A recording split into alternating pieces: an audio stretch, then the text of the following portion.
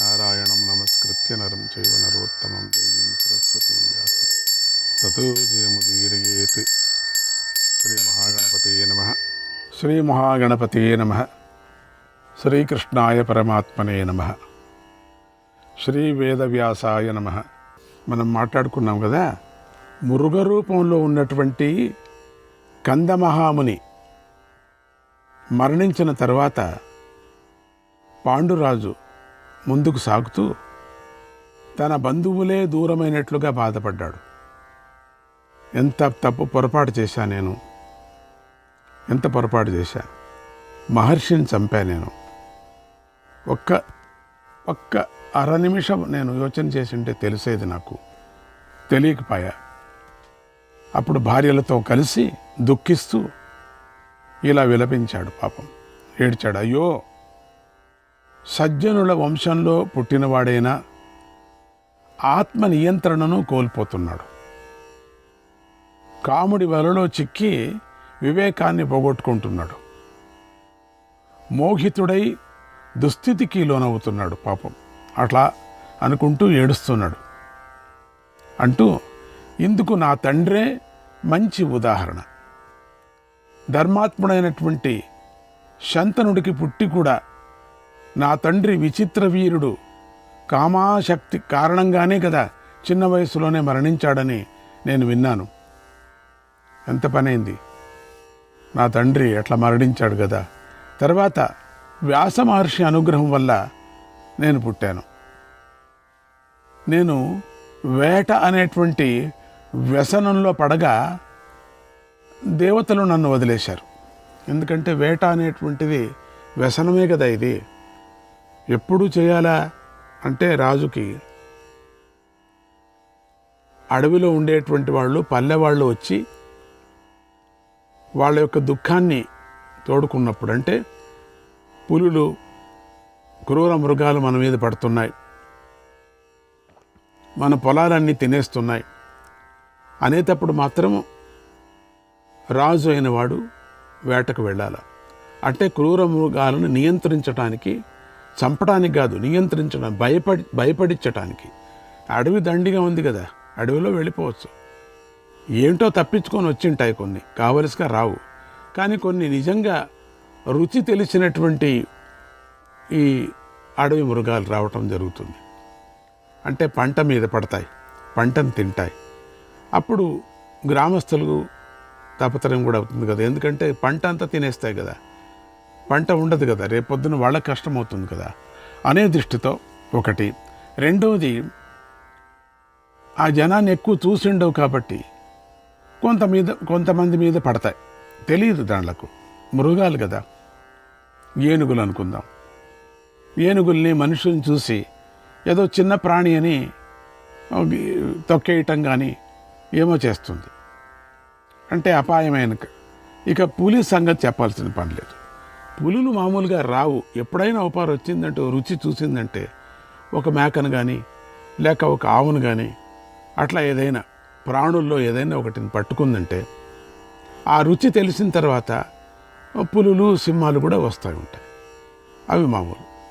ఆ విధమైనటువంటి సందర్భం వచ్చినప్పుడు రాజు ఊరికే ఉండకూడదు. ఇక్కడ ఈ పాండు ఆ విధంగా చేయలే. తనకు సరదా అనిపించిందట. భార్యలతో కలిసి సరదాగా వేటకు వెళ్ళాడు. ఉన్నత వంశంలో జన్మించిన నేను కూడా ఇలా వేట మీద ఆసక్తి కలిగి ఉండటం వల్ల నా బుద్ధి అధమ స్థాయికి దిగజారింది అని ఒక తీర్మానం చేసుకున్నాడు. మోక్షమేవ వ్యవస్యామి అంటే దుఃఖపడ్డాడు.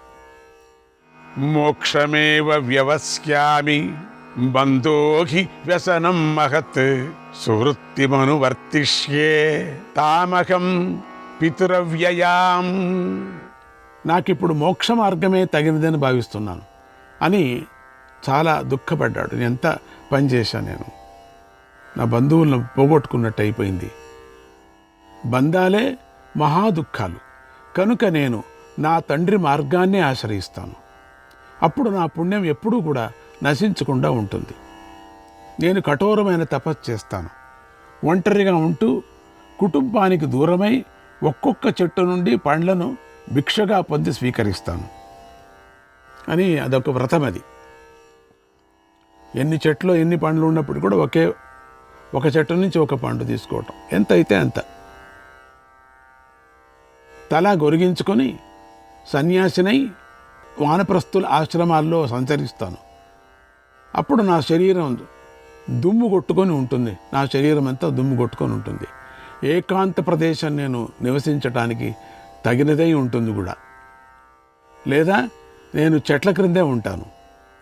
ఇష్టాలన్నిటినీ వదిలేస్తాను. నాకు నష్టం వచ్చినా దుఃఖించను. అంటే నాకు ఏదైనా అపాయం కలిగినా నేను దుఃఖించను. లాభం వచ్చినా, నాకు ఏదైనా ఇక్కడ వరప్రాప్తి అయినా కూడా నేను ఆనందించను. నిందను స్తుతిని సమానంగానే స్వీకరిస్తాను. నాకెవరి ఆశీస్సులు అవసరం లేదు, నమస్కారాలు అవసరం లేదు, సుఖదుఖాది ద్వంద్వాలతో పని లేదు. దేనిని యాచించను, ఎవరిని వెక్కరించను, ఎప్పుడూ కోపించను. ఈ విధంగా ఒక సంకల్పం చేస్తున్నాను. ప్రసన్నవదనో నిత్యం సర్వభూతహితే రతః జంగమా జంగమం సర్వం అవిహింసం చతుర్విధం. నేను ప్రసన్న వదనంతో సర్వ ప్రాణిహితాన్ని కోరుకుంటూ ప్రవర్తిస్తాను. స్వేదజాలు, భూజాలు, అండజాలు, జరాయుజాలు అనేటువంటి 4 రకాల చరాచర ప్రాణులను కూడా హింసించకుండా సంచరిస్తాను. మీకు చెప్పాను ఈ 4 రకాలైనటువంటి ప్రాణులు ఏమిటని. పాతది వీడిని చూస్తే మీకు తెలుస్తుంది. తన బిడ్డలందరినీ తండ్రి సమదృష్టితో చూసినట్లుగా ప్రాణులన్నిటినీ నేను సమదృష్టిలో చూస్తాను.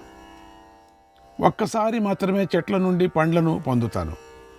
లేకపోతే 5 లేదా 10 ఇండ్ల నుండి మాత్రమే భిక్షను పొందుతాను. ఇంత రాజుగారు ఇంత సమాచారాన్ని అంటే దుఃఖపడ్డాడు అని అర్థం. చాలా దుఃఖం వచ్చినప్పుడు చాలామందికి కొంత వైరాగ్యం వస్తూ ఉంటుంది. సడన్గా వస్తుంది వైరాగ్యం. పూర్వంలో ఒక కథ చెప్తూ ఉంటే మా తాతగారు, శ్మశాన వైరాగ్యం, ప్రసవ వైరాగ్యం, కొన్ని వైరాగ్యాలు చెప్పేవారు. అప్పటికప్పుడే పురాణ వైరాగ్యం.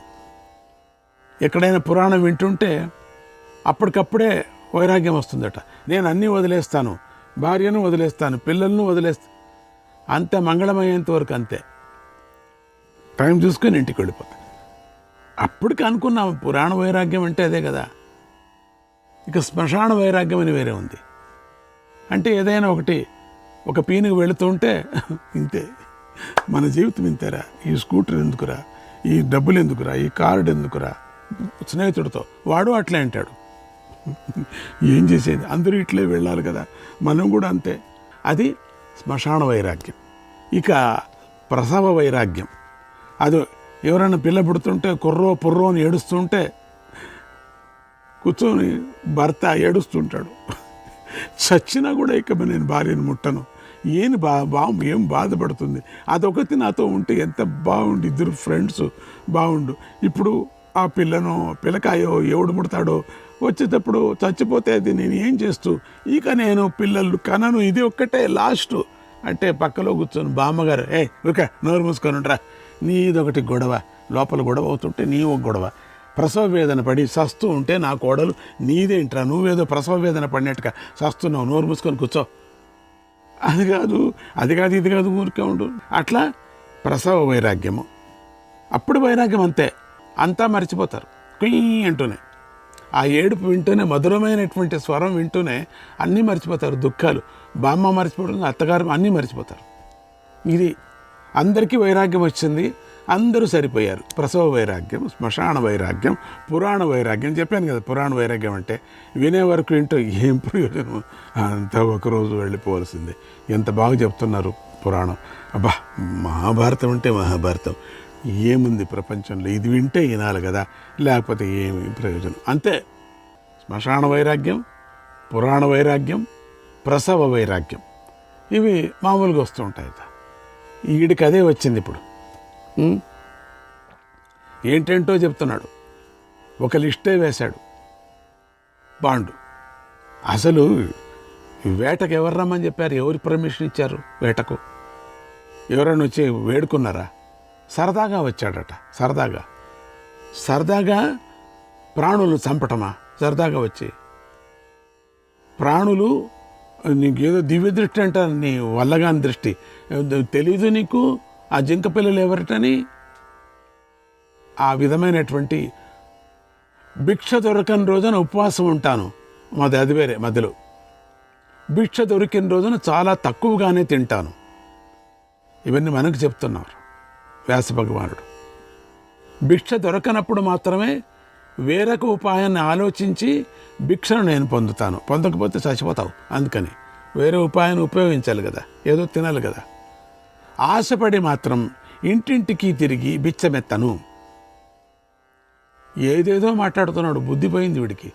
ఎప్పుడైనా ఎక్కడైనా చెట్ల నుండి ఫలాలు లభించినప్పుడు 7 ఇళ్లకు మాత్రమే వెళ్ళి యాచించి భిక్షను పొందుతాను. 7 ఇంటికి వెళతా. ఒక నియమం ఉంది, 7 ఇంట్లకు మాత్రం వెళతాడట భిక్షను. అసలు భిక్ష దొరికినా దొరకకపోయినా సమదృష్టితోనే ఉండి తీవ్రమైన తపస్సు చేస్తాను. తపస్సు అంటే ఏమిటి అనటానికి తన మనసులో, పాండు మనసులో కలిగినటువంటి భావాలు యోగి అయినటువంటి వాడికి, వ్రతం చేసేవాడికి ఉండాలా అని చెప్తున్నారు మనకు. ఒకనాడు నా చేతులను కత్తితో నరుకుతున్నా, మరొకడు నా చేతులను చందనం పూస్తున్నా, ఇద్దరినీ సమానంగానే చూస్తాను. ఇవన్నీ కూడా మనకు నీతి చెప్పేటువంటి ఒక నీతి శతకాల్లాగా కొన్ని మంత్రాలు దీంట్లో ఉన్నాయి. వీడు మంచివాడు, వీడు చెడ్డవాడు అనేటువంటి భేద దృష్టితో నేను చూడను. జీవించాలని కోరిక లేకుండాను, మరణించాలని తపన లేకుండాను కూడా జీవిస్తా నేను. నాకు ఏ విధమైనటువంటి ఆశలు లేవు. జీవితాన్ని అభినందించటాన్ని కానీ, మరణాన్ని ద్వేషించటాన్ని కానీ చేయను. మనిషి తాను జీవిస్తూ వృద్ధి చెందటానికై ఎన్నో కార్యక్రమాలను చేస్తూ ఉంటాను. చాలా వరకు అభివృద్ధి అయ్యేటువంటి వాళ్ళు ఎంతో కార్యక్రమాలు చేయాలనుకుంటుంటారు. చాలా ప్లాన్లు ఉంటాయి. అవి కాలానికి ఆధీనమై ఉంటాయి. వాటన్నిటినీ నేను విడిచేస్తాను. ధర్మఫలాన్ని కూడా విడిచిపెడతాను. నాకు సంబంధం లేదు. ఇక ఏ ఆశ మీద లేదు నాకు. అంతఃకరణ మాలిన్యాన్ని తొలగించుకొని నేను జీవిస్తాను. బాగుంది. మంచి శపథం చేశాడు. సకల పాప విముక్తుడనై సకల బంధాలను వదిలించుకుంటాను. ఎవరి అదుపులోనూ ఉండక వాయుదేవుడిలాగా సంచరిస్తాను. ఎల్లప్పుడూ ధైర్యాన్ని వహించి భయం లేని మోక్ష మార్గాన్ని ఆశ్రయించి ఈ శరీరాన్ని విడిచిపెడతాను. నేను బిడ్డలను కనే శక్తిని కోల్పోయాను. ఎందుకంటే శాపం వచ్చింది కదా. నా జీవితము, నా గృహస్థాశ్రమం కూడా దయనీయమైనటువంటి స్థితికి వచ్చాయి. ఎందుకంటే నేను భార్యను చూస్తే చచ్చిపోతాను, అంతే. శాపం వచ్చేసింది కదా. అందుకని నిజంగా వైరాగ్యం రావాలా? చచ్చిపోతాను భయంతో వైరాగ్యం వచ్చింది అనిపిస్తుంది నాకు. నేను స్వధర్మానికి నిజంగా వచ్చినప్పటికి కూడా ఈ కండిషన్స్ అంతా నియమ పాలించినప్పుడు బాగుంటుంది. అది నియమం పాలించలేకపోతే నేను స్వధర్మానికి దూరం అయిపోయాను. ఇలాంటి శోచనీయమైనటువంటి దశలు నేను నడవలేను. ఇతరులను ఆశ్రయించకూడదు. ఆశ్రయిస్తే పరమాత్ముడిని, సద్గురువుని ఒక్కరిని ఆశ్రయించాలి. ఇతరుల్ని, మామూలు జనాన్ని ఆశ్రయించకూడదు. ఎప్పటికైనా వాళ్ళు విచిత్రంగా చూస్తారు. శ్రీకృష్ణాయ పరమాత్మనే నమః.